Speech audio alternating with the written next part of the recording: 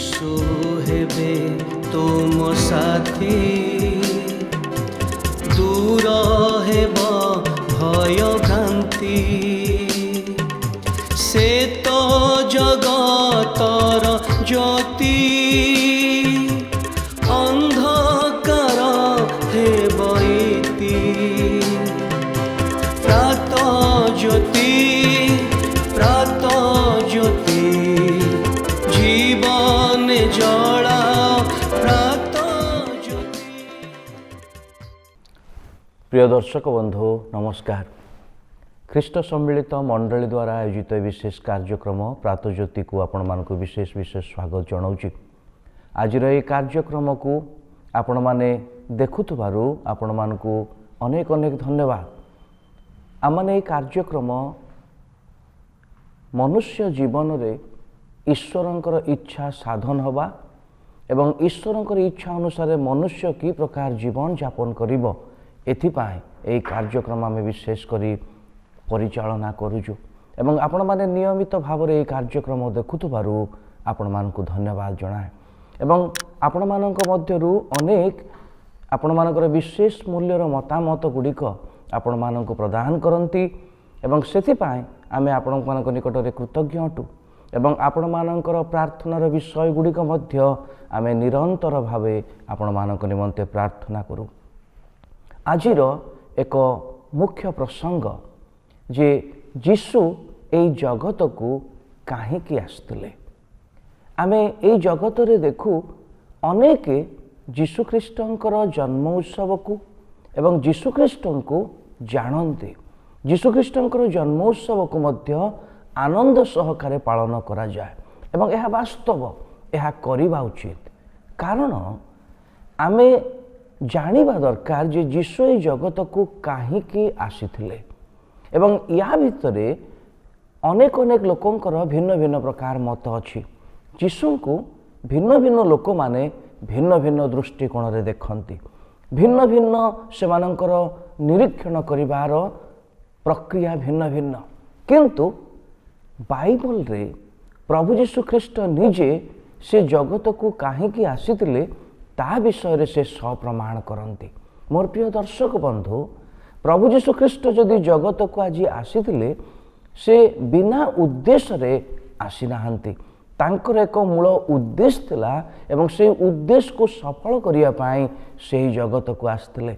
आज एक तांकर उद्देश्य गुड़िक भितरु गोटे उद्देश्य मु आपण मानकु कहिबे। पवित्र शास्त्र बाइबल लूक लिखित सुसमाचार तार 19 अध्याय 10 पद रे प्रकार कथा लिखा अछि।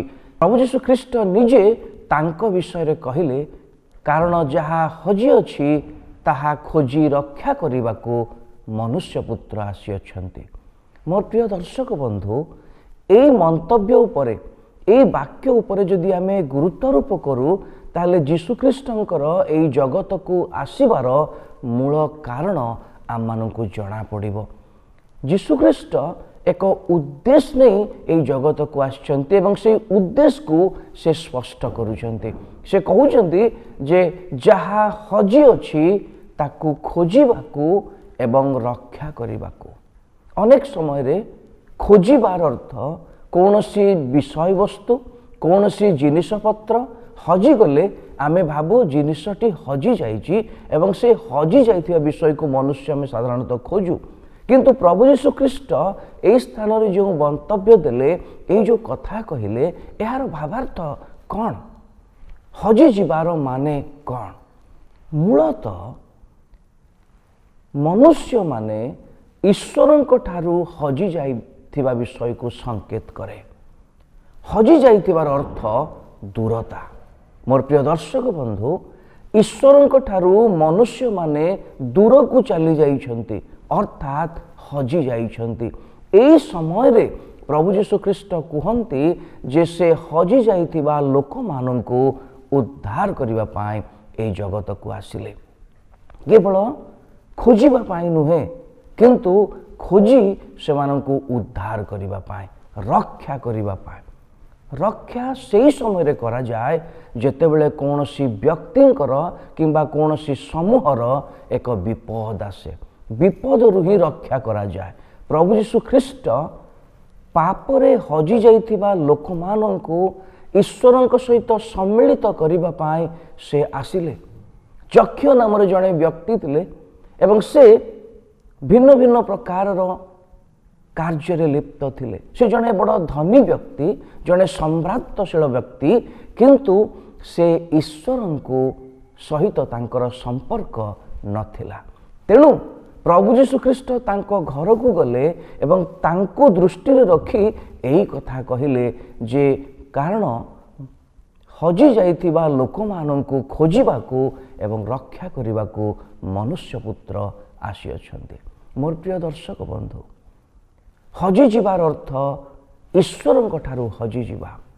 ଯେତେବେଳେ ଆମମାନଙ୍କର କୌଣସି ବହୁମୂଲ୍ୟ ବିଷୟ, କୌଣସି ବହୁମୂଲ୍ୟ ଜିନିଷ ଯଦି ହଜିଯାଏ ଆମେ ଅସ୍ତବ୍ୟସ୍ତ ହଉ। ଠିକ୍ ସେହି ପ୍ରକାରେ ମନୁଷ୍ୟ ସବୁଠାରୁ ବହୁମୂଲ୍ୟ ସୃଷ୍ଟିର ଜଣେ ପ୍ରାଣୀ ଅଟେ। ଈଶ୍ୱରଙ୍କ ଦୃଷ୍ଟିରେ ମନୁଷ୍ୟ ବହୁମୂଲ୍ୟ ଅଟେ। ସେ ହଜିଯାଉ, ତାଙ୍କଠାରୁ ଦୂରକୁ ଚାଲିଯାଉ, ଏହା ଈଶ୍ୱର କେବେ ହେଲେ ମଧ୍ୟ ଚାହାନ୍ତି ନାହିଁ। ତେଣୁ ଈଶ୍ୱର ନିଜର ପୁତ୍ରଙ୍କୁ ଏହି ଜଗତକୁ ଦାନ କଲେ ଏବଂ ପ୍ରଭୁ ଯୀଶୁ ଖ୍ରୀଷ୍ଟ ନିଜେ ଏହି ଜଗତକୁ ଆସିଲେ ଏବଂ ସେ ମନୁଷ୍ୟମାନଙ୍କୁ ଖୋଜିବାକୁ ଅର୍ଥାତ୍ ପାପର ଜଗତରୁ ଖୋଜିବାକୁ, ସେମାନଙ୍କୁ ଖୋଜି ରକ୍ଷା କରିବାକୁ ଅର୍ଥାତ୍ ଈଶ୍ୱରଙ୍କ ସହିତ ସମ୍ମିଳିତ କରିବାକୁ ସେହି ପୃଥିବୀକୁ ଆସିଥିଲେ। ଏହି ପଦଟି ଆମମାନଙ୍କୁ ବଡ଼ ସ୍ପଷ୍ଟ କରେ। ପ୍ରତ୍ୟେକ ଦର୍ଶକମାନଙ୍କୁ ମୁଁ ଏହି କଥା କହିବା ପାଇଁ ଚାହୁଁଛି, ଆମମାନଙ୍କ ଜୀବନରେ ମଧ୍ୟ ଯଦି ଆମେ ପାପରେ ଲିପ୍ତ ଅଛୁ, ପାପରେ ଆମେ ଅନ୍ତର୍ଭୁକ୍ତ ଅଛୁ, ଆମ ଜୀବନରେ ପାପ ଅଛି, ତାହେଲେ ଆମେ ଈଶ୍ୱରଙ୍କ ନିକଟରେ ନାହୁଁ। ଆମେ ଈଶ୍ୱରଙ୍କ ନିକଟରେ ଥିବା ଭଳି ଲାଗେ ଆମମାନଙ୍କୁ। ଈଶ୍ୱରଙ୍କର ପୂଜା କରୁ, ଈଶ୍ୱରଙ୍କର ଉପାସନା କରୁ ବେଳେବେଳେ, ଏବଂ ଅନେକ ଆମମାନଙ୍କର ଈଶ୍ୱରଙ୍କ ସହିତ କୌଣସି ସମ୍ପର୍କ ମଧ୍ୟ ନାହିଁ। ଏହି କ୍ଷେତ୍ରରେ ଯଦି ଆମର ପାପ ସହିତ ଆମମାନଙ୍କର ଜୀବନ ଲିପ୍ତ ଅଛି, ତାହେଲେ ଆମେ ଈଶ୍ୱରଙ୍କ ସହିତରେ ନାହୁଁ, ଆମେ ଈଶ୍ୱରଙ୍କ ଠାରୁ ଦୂରକୁ ଚାଲି ଯାଇଛୁ। ଏହି ଦୂରକୁ ଚାଲିଯିବା ବିଷୟ ହଜି ଯାଇଥିବା ବିଷୟ ସହିତ ସମାନ। ତେଣୁ ଆପଣ ଆଜି ଯଦି ନିଜକୁ ପରୀକ୍ଷା କରିବେ, ବିବେଚନା କରିବେ, ତାହେଲେ ଜାଣିପାରିବେ ଯେ ଆପଣ ଆଜି ଈଶ୍ୱରଙ୍କର ପାଖରେ ଅଛନ୍ତି ନା ଈଶ୍ୱରଙ୍କ ଠାରୁ ଦୂରକୁ ଚାଲି ଯାଇଛନ୍ତି। ଯଦି ଆଜି ଅନୁଭବ କରୁଛନ୍ତି ଈଶ୍ୱରଙ୍କ ଠାରୁ ଦୂରକୁ ଚାଲି ଯାଇଛନ୍ତି, ହଜି ଯାଇଛନ୍ତି, ଯୀଶୁ ଏହି ଜଗତକୁ ଆସିଥିଲେ ଆପଣଙ୍କୁ ଖୋଜିବାକୁ ଏବଂ ରକ୍ଷା କରିବାକୁ। ମୋର ପ୍ରିୟ ଦର୍ଶକ ବନ୍ଧୁମାନେ, ଯଦି ସେହି ପ୍ରଭୁ ଯୀଶୁ ଖ୍ରୀଷ୍ଟଙ୍କୁ ଆପଣ ବିଶ୍ୱାସ କରି ଗ୍ରହଣ କରିବେ, ସେ ଆପଣଙ୍କୁ ଈଶ୍ୱରଙ୍କ ସହିତ ସାମିଲ କରିଦେବେ। ସେହି କାରଣ ପାଇଁ ସେ ଜଗତକୁ ଆସିଥିଲେ। ତାଙ୍କର ଉଦ୍ଦେଶ୍ୟ ହଜି ଯାଇଥିବା ଲୋକମାନଙ୍କୁ ଖୋଜିବା ପାଇଁ ଏବଂ ରକ୍ଷା କରିବା ପାଇଁ। ପ୍ରଭୁ ଆମ ପ୍ରତ୍ୟେକଙ୍କୁ ଆଶୀର୍ବାଦ କରନ୍ତୁ। ଧନ୍ୟବାଦ।